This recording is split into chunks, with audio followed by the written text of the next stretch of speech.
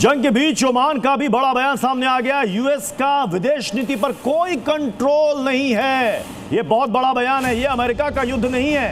ये ओमान की तरफ से कहा गया। ओमान के विदेश मंत्री का यह बड़ा बयान सामने आया है, जिसमें वो ये साफ साफ कह रहे हैं कि यूएस का यानी कि अमेरिका का विदेश नीति पर कोई नियंत्रण नहीं है। यह अमेरिका का युद्ध नहीं है, ये ओमान कह रहा है। इसके क्या मतलब है रविंदर सर? ओमान के विदेश मंत्री अगर ये कह रहे हैं कि यूएस का विदेश नीति पर कोई कंट्रोल नहीं है, नहीं, इसका क्लियर मतलब है जो ये कह रहे हैं। और काफी हद तक अमेरिका का अपनी विदेश नीति पर ईरान के मामले में कंट्रोल नहीं है, क्योंकि नेतन्याहू महीनों से, अव्वल तो सालों से लगा हुआ है अमेरिका का ओपिनियन चेंज। हर 10 साल पहले कहता था 3 हफ्ते में मेरे न्यूक्लियर वेपन आ जाएगा, अगले महीने न्यूक्लियर वेपन बन जाएगा ईरान का। ये 20 साल से कह रहे हैं नेतन्याहू, राइट? तो नेतन्याहू एंड इजरायली लॉबी जो अमेरिका में है, वो इस चीज को धीरे धीरे कन्विंस करते करते, और लकीली अब इनके यहाँ जो ट्रम्प इज द प्रेसिडेंट मागा, इनको इन्होंने हार्ड लाइन कन्विंस कर दिया है। And that is what America is doing. इसमें नुकसान ट्रम्प को ज्यादा और होगा। जी, मैं आप ही की बात को आगे बढ़ाता हूं।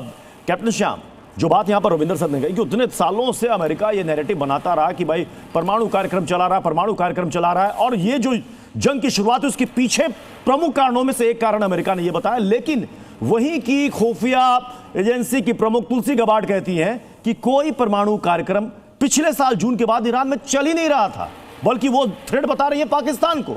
तो फिर ये तो आपस में ही ये विरोधाभास है ना? बिल्कुल सही है और बिल्कुल सही है, और ऐसा होना ही चाहिए। अगर लंबी लड़ाई लड़नी है और कुछ मनसा अलग हो तो कहीं पे निगाहें, कहीं पे निशाना रखना ही पड़ता है। ये सब मिली भगत है। मैं आपको बताता हूं बहुत क्लियरली। ये अटैक जो आप कह रहे हो ना, कतार की गैस पे अटैक, ये एक्चुअली क्या है, टारगेट्स तो इसके थे, ये अमेरिका के टारगेट थे। लेकिन आपको मैं बताऊं, अब लड़ाई वहां होने वाली है, क्योंकि बहुत सारे विजिबिलिटी बन रही है, बहुत सारे रिसोर्सेज आ रहे हैं जिनको आकलन करना पड़ेगा, कैसे कैसे अमेरिका जुटा रहा है लोगों को। तो मैं आपको जल्दी से बता दूं, इजराइल ने ये IRGC के नेवल फोर्सेस पे, उस कतार के फील्ड पे, ईरान के फील्ड पे अटैक किया, और उसका पाइपलाइन में थोड़ा सा डैमेज हुआ है, उसको लेके कतार पे अटैक कर दिया ईरान ने। अमेरिका कह रहा है कि हम नहीं जानते थे, लेकिन मैं आपको बताऊं ये डिविजनरी फ्लैंक्स भी हो सकता है। ये दिखाना चाहता है अमेरिका कि इजराइल की अपने टारगेट सब करीब करीब, तुम्हारे लैंडवर्ड खत्म हो गई है, अब हम यहां पर लड़ाई लड़ने वाले हैं और इजराइल यहां भी हमारे साथ है। ये एक तरह से दिखाया है सिग्नेटरी अटैक करके इजराइल ने, और बाद में उसको रिप्रिमांड कर दिया।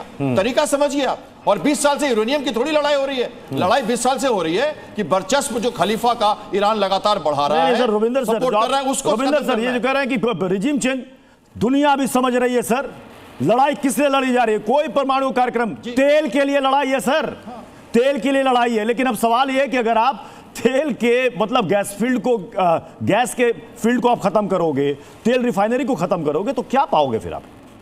तेल से पहले ये जियोपॉलिटिकल लड़ाई है, तेल तो बाद में, तेल तो बाय चांस से लड़ाई है। एंड बाय द वे, पिछले 25 साल में बेंजामिन नेतन्याहू की आप स्टेटमेंट्स देखना, उसने कई बार कहा है कि with in 6 months Iran will be in position to make a nuclear bomb. Captain Kumar please, okay, 20 साल पहले कहता है, हर बार की 6 महीने में, 1 साल में बन जाएगा। पब्लिक स्टेटमेंट्स है नेतन्याहू की। Now the point is, yes, परमाणु का खतरा दिखाया है। अब इजराइल जो कर रहा है, इजराइल एक तरह से अपना, ये गेम अब एंड तक जाएगी। ईरान को पूरा ये लोग डेसिमेट करना चाहते हैं। ईरान का सर्वाइवल इटसेल्फ बिकम्स ईरान की विक्ट्री कह लो, या कुछ उस तरह का। और ये लो इंटेंसिटी में चला जाएगा ये जंग फिलहाल। अब जहां तक बात रही, जो ट्रम्प की वार्निंग सी, बाय द वे, आपको याद होगा हफ्ता भर पहले भी इजराइल ने अटैक किया था। बड़े बड़े स्टोरेज टैंक्स थे ऑयल के, याद है? इतनी बड़ी बड़ी, तो वो स्टोरेज टैंक्स पर अटैक किया था। तब भी ट्रंप ने कहा था कि नहीं, बिल्कुल याद है सर, तब भी ट्रंप ने कहा था कि ऐसा करना सही नहीं है, और उस वक्त भी इजराइल को रोकने की बात की थी, उसके बावजूद इजराइल ने अटैक कर दिया।